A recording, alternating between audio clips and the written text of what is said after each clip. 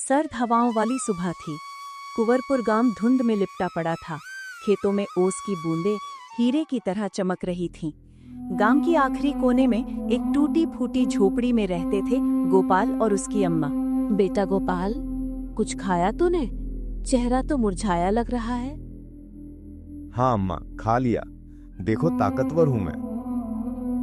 असलियत ये थी कि गोपाल ने कल से कुछ नहीं खाया था, लेकिन अम्मा को चिंता ना हो इसलिए झूठ बोल गया। अम्मा बोली, भूख हौसला तोड़ देती है बेटा।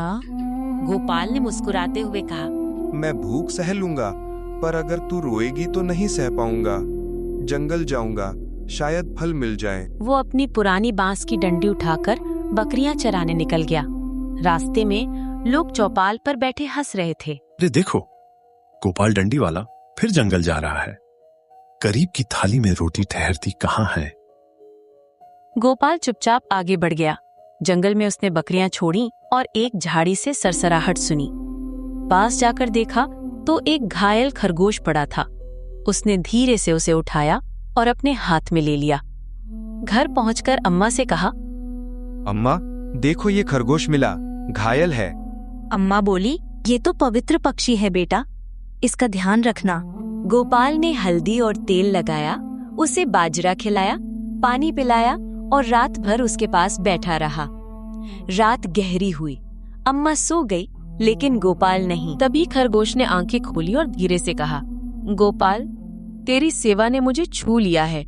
गोपाल चौंका।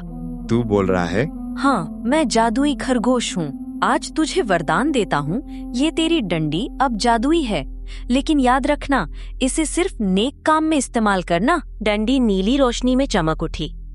गोपाल ने सिर झुकाया। मैं वादा करता हूँ खरगोश भाई।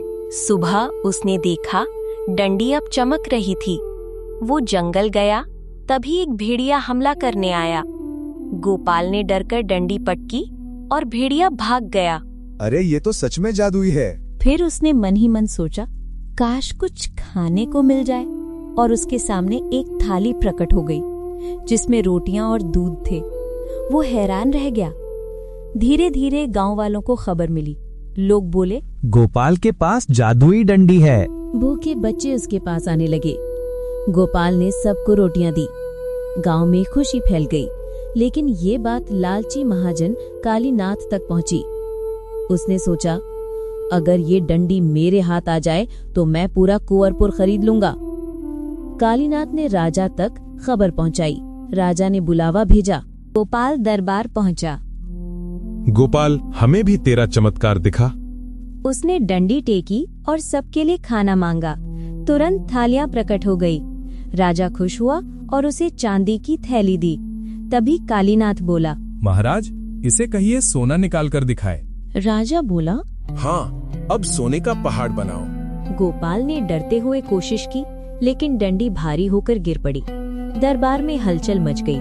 राजा ने कहा, ये छलिया है। खरगोश तुरंत प्रकट हुआ। ये गरीब झूठा नहीं है, मगर लालच में आ गया। वरदान जिम्मेदारी होता है। खरगोश गायब हुआ और डंडी साधारण बन गई।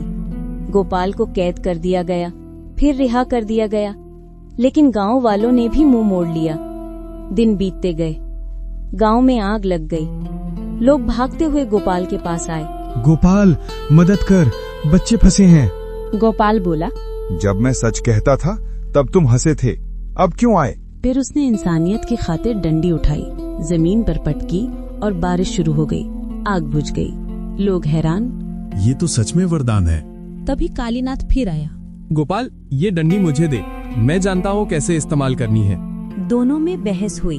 डंडी चमकी और दूर। अम्मा बोली, बेटा, वरदान किसी के पास हमेशा नहीं रहता, ये भगवान की परीक्षा है।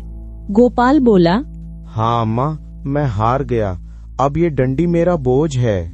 गोपाल को दुखी होते देख खरगोश फिर से प्रकट हुआ। तूने गलती मानी, यही तेरा असली बल है।